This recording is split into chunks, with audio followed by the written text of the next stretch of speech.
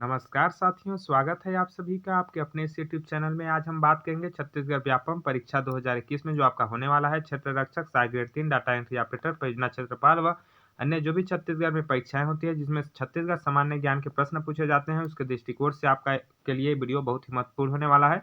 क्योंकि परीक्षा में आने वाले महत्वपूर्ण प्रश्नों का अध्ययन हम इन सेटों में करेंगे। ठीक, इससे आपको क्या फायदा होगा, इससे आप अपनी तैयारी चेक कर सकते हैं कि आपकी तैयारी कितनी है, मतलब आप इनमें से कितने प्रश्न जानते हैं। साथ में आप नए प्रश्न भी इनमें आपको देखने को मिलेंगे, तो आप नए प्रश्न भी सीखेंगे। ठीक, तो आप पहले वीडियो शुरू से अंत तक ध्यान से देख लीजिएगा। उसके बाद आप बताइएगा कमेंट करके कि आपको वीडियो कैसे, मतलब प्रश्न कैसे लगे, आपको अच्छे लगे या नहीं लगे, और साथ में आप इनमें से कितने प्रश्नों के आंसर जानते थे। ठीक ना, कितने प्रश्नों के आंसर आपको पता था, और आप किस किस भर्ती परीक्षा की तैयारी कर रहे हैं। और लास्ट में अच्छा लगता है आपको तो लाइक कीजिएगा, और चैनल पर नए हैं चैनल को सब्सक्राइब कीजिएगा। यदि आपको अच्छा लगता है तभी कीजिएगा, साथ में शेयर भी कीजिएगा वीडियो को। चलिए आज का पहला प्रश्न शुरू करते हैं। तो देखिए, पहला प्रश्न है, छत्तीसगढ़ राज्य कितने राज्यों की सीमा छूती है। ठीक, इस प्रश्न को प्रैक्टिस सेट 2 में मैं करा चुका हूँ। ठीक ना, आपको पता होगा यदि आप देखे होंगे तो। बाकी सभी का लिंक आपको डिस्क्रिप्शन बॉक्स में मिल जाएगा, वहां से जाकर आप अन्य वीडियो भी देख सकते हैं। ठीक, तो मतलब भाई ने मेरे पास कमेंट किया था कि छत्तीसगढ़ राज्य 7 राज्यों की सीमा छूती है। ठीक, तो आपका कथन बिल्कुल सही है, 7 राज्यों की सीमा छूती है। लेकिन यहाँ देखिए जो ऑप्शन में दिया हुआ है 4, 5, 6 व 8। ठीक, यहाँ 7 ऑप्शन में दिया ही नहीं है, तो क्या करेंगे। यदि आपके पास 7 ऑप्शन में नहीं दिया है तो 7 से कम जो भी दिया हो आप उसको करेक्ट मार सकते हैं, या फिर एक क्वेश्चन आपका रॉन्ग कहलाएगा। ठीक, रॉन्ग नहीं कहलाएगा, तो आप 6 ऑप्शन स को यदि टिक करेंगे तो आपका सही आंसर होगा। क्योंकि 8 राज्यों को छूती नहीं है और 5 से ज्यादा छूती है, तो यहाँ 6 जो है आपका ऑप्शन नंबर सी इसका सही आंसर हो जाएगा। साथ में किन किन राज्यों की सीमा छूती है उसको भी मैं अभी आपको दिखाऊंगा। ठीक ना, तो उस भाई का जो कथन था 7 तो बिल्कुल सही था, 7 राज्यों की सीमा छूती है, लेकिन ऑप्शन में 7 नहीं दिया हुआ है, इसलिए हम 6 को मार के आ जाएंगे। ठीक ठीक, सही आंसर। आगे देखिए, मैं बताता हूँ कौन कौन से राज्य की सीमा छूती है। यहाँ देखिए, ये है आपका इंडिया का मैप। इसमें देखिए ये है आपका छत्तीसगढ़। ठीक ना, ये पहले झारखंड की सीमा इधर छूता है। ठीक है, झारखंड पहला, उसके बाद उत्तर प्रदेश दूसरा सीमा छूता है, फिर मध्य प्रदेश तीसरा। ठीक, उसके बाद आपका तेलंगाना जो है चौथा सीमा छूता है। उसके बाद आपका इधर देखिए आंध्र प्रदेश चौथा हो गया, पांचवा आपका उड़ीसा का सीमा छूता है। ठीक, उसके बाद छठवां आपका महाराष्ट्र की सीमा छूती है। ये 6 ज्यादा सीमाएं छूती है। उसके बाद देखिए आंध्र प्रदेश का एक छोटा सा हिस्सा यहाँ सीमा छूता है, इसलिए इसको भी माना जाता है, तो ये आपका 7 हो गया। ठीक, तो इस प्रकार 7 राज्यों की सीमा छूती है, लेकिन ऑप्शन में 7 नहीं दिया रहेगा, 6 दिया रहेगा, तो आप 6 टिक मार के आ जाइएगा, आपका सही होगा। ठीक, और आप छोड़ देंगे तो आपका नंबर कट सकता है उससे, या फिर आप गलत मारेंगे तो। ठीक, तो इस प्रकार छत्तीसगढ़ राज्य कितने राज्यों की सीमा छूती है, सीमा छूती है 7, लेकिन आपका नहीं दिया रहेगा तो 6 आप मार सकते हैं। ठीक, ऑप्शन नंबर सी आपका सही आंसर हो जाएगा। चलिए अगला प्रश्न देखते हैं। अगला प्रश्न है आपका, छत्तीसगढ़ का विधान पुरुष किसे कहा जाता है ना। छत्तीसगढ़ का विधान पुरुष आपने सुना होगा, छत्तीसगढ़ का लौह पुरुष किसे कहा जाता है, लेकिन विधान पुरुष नया। ठीक ना, तो यही आपको बोला था कि नया आपको सुनने को मिलेगा। ठीक, लौह पुरुष किसे कहा जाता है, तो लौह पुरुष सरदार वल्लभ भाई पटेल को कहा जाता है। किसको कहा जाता है, सरदार वल्लभ भाई पटेल को लौह पुरुष कहा जाता है। ठीक ना, आगे देखिए विधान पुरुष किसे कहा जाता है छत्तीसगढ़ का, तो छत्तीसगढ़ का विधान पुरुष जो है घनश्याम सिंह गुप्त को कहा जाता है। ठीक ना, घनश्याम सिंह गुप्त जी को छत्तीसगढ़ का विधान पुरुष कहा जाता है। ऑप्शन नंबर सा आपका सही आंसर हो जाएगा। आगे इसमें बात करें, प्यारेलाल जी को भी कहा जाता है त्याग मूर्ति। क्या कहा जाता है, त्याग मूर्ति। छत्तीसगढ़ का त्याग मूर्ति किसको कहा जाता है, प्यारेलाल सिंह जी को। ठीक ना, छत्तीसगढ़ का त्याग मूर्ति प्यारेलाल सिंह को कहा जाता है, और सुंदरलाल शर्मा को छत्तीसगढ़ का गांधी कहा जाता है। क्या कहा जाता है, छत्तीसगढ़ का गांधी कहा जाता है। पंडित सुंदरलाल शर्मा जी को छत्तीसगढ़ का गांधी कहा जाता है, तो इसका ऑप्शन नंबर सही आंसर हो जाएगा, घनश्याम सिंह गुप्त। चलिए अगला प्रश्न है आपका, छत्तीसगढ़ में सतनाम धर्म पंथ के संस्थापक कौन थे। ठीक है, सतनाम पंथ के संस्थापक मतलब सतनाम धर्म के संस्थापक कौन थे। ठीक ना, छत्तीसगढ़ में जो सतनाम धर्म था, सतनाम धर्म है, ठीक ना, उसके संस्थापक गुरु घासीदास थे। ठीक, छत्तीसगढ़ में सतनाम पंथ के संस्थापक गुरु घासीदास, ऑप्शन नंबर आपका सही आंसर हो जाएगा, गुरु घासीदास थे। चलिए अगला प्रश्न है आपका, जनता ने किसे लोकप्रिय की उपाधि से विभूषित किया है। ठीक, लोकप्रिय की उपाधि, अब देखिए हमने पहले क्या देखा, विधान पुरुष। विधान पुरुष के बाद मैं आपको बताया कि ठाकुर प्यारेलाल जी को क्या कहा जाता है, त्याग मूर्ति। छत्तीसगढ़ का त्याग मूर्ति ठाकुर ठाकुर प्यारेलाल सिंह जी को कहा जाता है। ठीक, और छत्तीसगढ़ का जनता किसे लोकप्रिय की उपाधि से विभूषित किया है, तो लोकप्रिय की उपाधि वामन राव लाखे जी को दिया गया है। ऑप्शन नंबर 10 सही आंसर हो जाएगा, वामन राव लाखे। ठीक, वामन राव लाखे जी को जनता ने लोकप्रिय की उपाधि दी है। अगला प्रश्न है, गुरु घासीदास की माता थी, ठीक है, मतलब गुरु घासीदास जी की माता का क्या नाम था? तो गुरु घासीदास जी की माता का नाम था अमरावतीन बाई। क्या था? अमरावतीन बाई। ऑप्शन नंबर अ सही आंसर हो जाएगा। गुरु घासीदास जी की माता थी अमरावतीन बाई। ठीक, ऑप्शन नंबर अ आपका सही आंसर हो जाएगा। अगला प्रश्न, छत्तीसगढ़ में सूरज धारा योजना का संबंध किससे है? देखिए, आपके पूछे गए प्रश्नों में लिखा भी गया है कहाँ कहाँ कौन से प्रश्न पूछे गए हैं, ठीक है। पहले का लिखा गया है, उसके बाद नहीं लिखा गया है, ठीक है। सभी प्रश्नों में नहीं बताया गया कौन कौन कहाँ से पूछे गए हैं। जो जो इंपोर्टेंट था उनमें लिखा गया है कि कौन कौन प्रश्न कहाँ से हैं। जैसे CGPSC असिस्टेंट प्रोफेसर के एग्जाम में 2016 में आया हुआ है, ठीक। छत्तीसगढ़ राज्य में सूरज धारा योजना जो है उसका संबंध किससे है? सूरज धारा योजना का संबंध है बीजों के अदला बदली योजना से। किससे है? बीजों की अदला बदली योजना से सूरज धारा योजना का संबंध है। ऑप्शन नंबर ब सही आंसर हो जाएगा।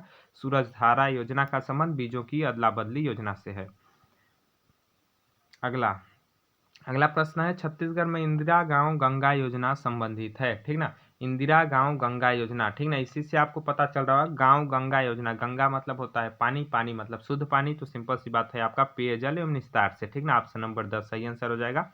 पेयजल एवं निस्तार से जो इंदिरा गांधी गांव गंगा योजना है, इंदिरा गांव गंगा योजना, उसका संबंध पेयजल एवं निस्तार से है। क्या? पेयजल व निस्तार से है, मतलब पीने योग्य पानी और उसके निष्कासन से, निस्तार से, ठीक, निकालने की व्यवस्था से। तो किसका संबंध है? ऑप्शन नंबर द आपका सही आंसर हो जाएगा, पेयजल एवं निस्तार से। अगला प्रश्न है आपका, छत्तीसगढ़ शासन की योजना च्वाइस किससे संबंधित है? जो छत्तीसगढ़ शासन की योजना है च्वाइस, ठीक ना, वो किससे संबंधित है? तो च्वाइस योजना का संबंध ई गवर्नेंस से है। क्या है? ई गवर्नेंस से च्वाइस योजना का संबंध है। ऑप्शन नंबर स सही आंसर हो जाएगा, ई गवर्नेंस, ठीक ना। छत्तीसगढ़ शासन की योजना च्वाइस का संबंध ई गवर्नेंस से है। ऑप्शन नंबर स आपका सही आंसर हो जाएगा। अगला प्रश्न है आपका, खूब तमाशा नामक काव्य ग्रंथ की रचना किस कवि ने की थी? ठीक ना। खूब तमाशा, क्या? खूब तमाशा एक रचना है, इसकी रचना जो है काव्य ग्रंथ की रचना किस कवि ने किया था? ठीक, छत्तीसगढ़ के। तो जो खूब तमाशा काव्य की रचना किए थे वो किए थे गोपाल कवि। कौन किए थे? गोपाल कवि। ऑप्शन नंबर 10 सही आंसर हो जाएगा। गोपाल कवि खूब तमाशा नामक काव्य ग्रंथ की रचना किए थे। ऑप्शन नंबर स सही आंसर, खूब तमाशा गोपाल कवि। याद रखिएगा, खूब तमाशा गोपाल कवि।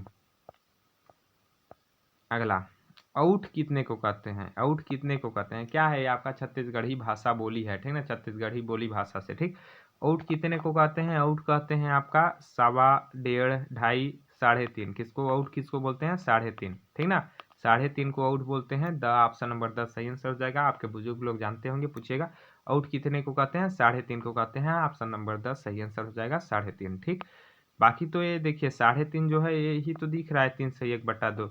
बाकी 1.25, 1.5 ये सब तो वैसे ही भाषा है, ठीक ना, लोकल भाषा। और 3.5 को आउट कहते हैं। तो ऑप्शन नंबर 10 इसका सही आंसर हो जाएगा, आउट कहते हैं 3.5 को।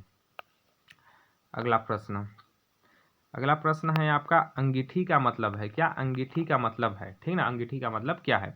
अब अंगीठी का मतलब कई लोग को अंगूठी कितने लोग मारेंगे, कितने लोग अंगीठी मारेंगे, अ व स, लेकिन ये दोनों आपका गलत हो जाएगा। इसका मतलब ये नहीं होता है। अंगीठी का मतलब क्या होता है? अंगीठी का मतलब होता है उंगली। क्या होता है? उंगली। ऑप्शन नंबर ब सही आंसर हो जाएगा, उंगली। अंगीठी का मतलब होता है उंगली। ऑप्शन नंबर ब सही आंसर हो जाएगा। अंगीठी का मतलब होता है उंगली। ऑप्शन नंबर ब बिल्कुल राइट आंसर। चलिए अगला प्रश्न देखते हैं, छत्तीसगढ़ में राजभाषा दिवस कब मनाया जाता है? ठीक ना, छत्तीसगढ़ में जो है राजभाषा दिवस कब मनाया जाता है? यहाँ आंसर दे दिया है, ठीक ना। यहाँ चलिए आपको 28 नवंबर, छत्तीसगढ़ में राजभाषा दिवस कब मनाया जाता है? 28 नवंबर को छत्तीसगढ़ में राजभाषा दिवस मनाया जाता है। ऑप्शन नंबर स सही आंसर हो जाएगा। 28 नवंबर को छत्तीसगढ़ में राजभाषा दिवस मनाया जाता है। ऑप्शन नंबर स सही आंसर है, 28 नवंबर। अगला प्रश्न है, छत्तीसगढ़ी बोली जो है, छत्तीसगढ़ी बोली की लिपि कौन सी है? ठीक ना, छत्तीसगढ़ी बोली की लिपि कौन सी है? तो छत्तीसगढ़ी बोली की लिपि है आपका देवनागरी लिपि। कौन सी लिपि है? देवनागरी लिपि। छत्तीसगढ़ी बोली की लिपि देवनागरी लिपि। ऑप्शन नंबर ब सही आंसर।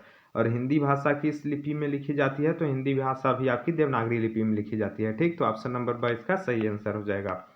अगला प्रश्न है आपका, पौराणिक स्थल तुरतुरिया जो है, पौराणिक स्थल तुरतुरिया कहाँ स्थित है? ठीक ना, तुरतुरिया जो है पौराणिक स्थल वो आपका बलौदा बाजार में स्थित है। कहाँ स्थित है? पौराणिक स्थल तुरतुरिया जो है बलौदा बाजार जिले में स्थित है। ऑप्शन नंबर सही आंसर हो जाएगा, बलौदा बाजार जिले में स्थित है।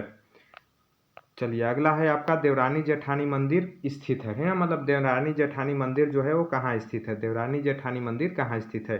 देवरानी जेठानी मंदिर आपका तालागांव में स्थित है। कहाँ है, तालागांव में। देवरानी जेठानी मंदिर तालागांव में स्थित है। ऑप्शन नंबर अ सही आंसर हो जाएगा, तालागांव।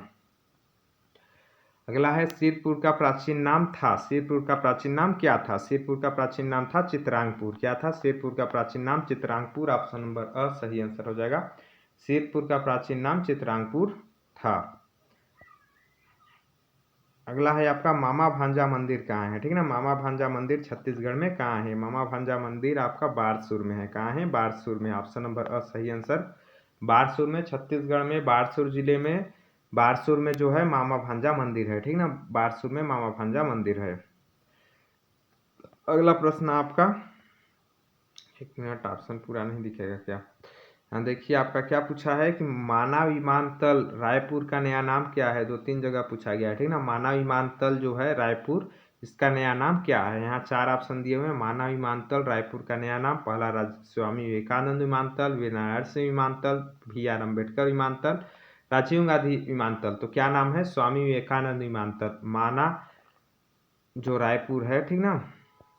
देखिए माना विमानतल जो है रायपुर में, ठीक ना। माना विमानतल रायपुर का नाम है स्वामी विवेकानंद विमानतल। ऑप्शन नंबर अ सही आंसर हो जाएगा, स्वामी विवेकानंद विमानतल नाम है। ऑप्शन नंबर आपका उसका सही आंसर हो जाएगा। अगला प्रश्न है 2016 का पद्मश्री सम्मान छत्तीसगढ़ में किन्हें प्राप्त हुआ। 2016 का जो पद्मश्री सम्मान है छत्तीसगढ़ में वो किन्हें प्राप्त हुआ, ममता चंद्राकर। 2016 का पद्मश्री सम्मान छत्तीसगढ़ में, 2016 का पद्मश्री सम्मान छत्तीसगढ़ में ममता चंद्राकर को प्राप्त हुआ। सबा अंजुम को आपको 2015 का प्राप्त हुआ। सबा अंजुम को 2015 का पद्मश्री पुरस्कार प्राप्त हुआ।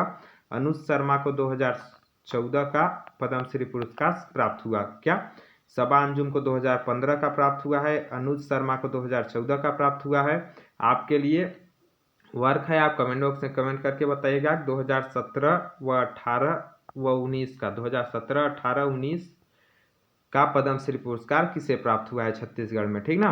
और बाकी आपका जो है ममता चंद्राकर को 2016 का प्राप्त हुआ है। ऑप्शन नंबर ब सही आंसर, सबा अंजुम 2015, अनुज शर्मा 2014। ठीक, चलिए अगला प्रश्न देखते हैं। छत्तीसगढ़ में अनुसूचित जनजाति समूह है। छत्तीसगढ़ में अनुसूचित जनजाति समूह कितनी है, तो छत्तीसगढ़ में अनुसूचित जनजाति समूह 42 है। कितनी है, 42। ऑप्शन नंबर अ सही आंसर हो जाएगा, छत्तीसगढ़ में अनुसूचित जनजाति समूह 42 है। चलिए अगला प्रश्न है आपका, विशेष पिछड़ी जनजातियां हैं छत्तीसगढ़ में पूछा है, ठीक ना। छत्तीसगढ़ में विशेष पिछड़ी जनजातियां जो है वो कितनी हैं, ठीक। तो छत्तीसगढ़ में विशेष पिछड़ी जनजातियां 5 हैं। कितनी है, 5। छत्तीसगढ़ में विशेष पिछड़ी जनजातियां 5 हैं और आपका 42 अनुसूचित जनजातियां हैं। चलिए अगला प्रश्न है आपका, शहीद वीर नारायण सिंह किस जनजाति के थे, ठीक ना। छत्तीसगढ़ के वीर सपूत शहीद वीर नारायण सिंह, इनका नाम आपने सुना होगा, जो छत्तीसगढ़ के महान सपूतों में इनकी गिनती की जाती है, ठीक ना। वीर नारायण सिंह किस जनजाति के थे, ये थे आपके बिंझवार। किस जनजाति के थे, बिंझवार। ऑप्शन नंबर स सही आंसर हो जाएगा, शहीद वीर नारायण सिंह बिंझवार जनजाति के थे। ऑप्शन नंबर स बिल्कुल सही आंसर है आपका, बिंझवार जनजाति के शहीद वीर नारायण सिंह थे। अगला प्रश्न, शिक्षा गारंटी योजना कब प्रारंभ हुई छत्तीसगढ़ में, ठीक ना। छत्तीसगढ़ में जो है शिक्षा गारंटी योजना कब प्रारंभ हुई। शिक्षा गारंटी योजना बोला जाए तो कब प्रारंभ हुई, तो शिक्षा गारंटी योजना जो आपका प्रारंभ हुआ वो हुआ 1 जनवरी 1997। कब हुआ, 1 जनवरी 1997 को शिक्षा गारंटी योजना प्रारंभ हुआ। 1 जनवरी 1997 को शिक्षा गारंटी योजना प्रारंभ हुआ। ऑप्शन नंबर अ इसका सही आंसर हो जाएगा। चलिए अगला प्रश्न देखते हैं।